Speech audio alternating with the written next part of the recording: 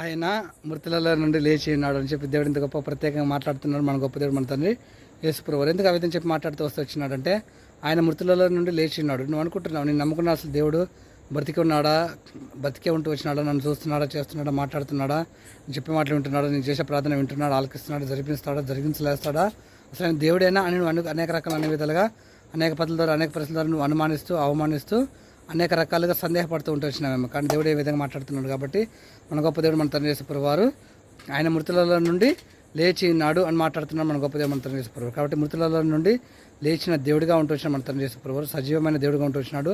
నువ్వు ఎటువంటి స్థితిలో భయపడాల్సిన బాధపడాల్సిన అవసరం లేదు. సర్వశక్తి గల దేవుడు, సృష్టికర్తన దేవుడు, సర్వాంతర్యామిగా ఉంటూ వచ్చినాడు. సర్వ సృష్టికి వ్యాపితంగా ఉన్నటువంటి గొప్ప దేవుడు, మహిమ గల దేవుడు, సర్వశక్తి గల కృపా సమృద్ధి కలిగినటువంటి గొప్ప దేవుడిగా ఉంటూ వచ్చినాడు మన గొప్ప దేవుడు మన తండ్రి యేసుప్రభువు. కాబట్టి మనస్ఫూర్తిగా నువ్వు గొప్ప తెలుసుకుని నువ్వు ధైర్యంగా స్థిరంగా బలపరిచి దృఢంగా ఉండాలని చెప్పి దేవుడి దగ్గర మాట్లాడుతున్న గొప్ప ప్రేమిస్తున్నాడు మన గొప్ప దేవుడు మన తండ్రి యేసుప్రభువు వారు.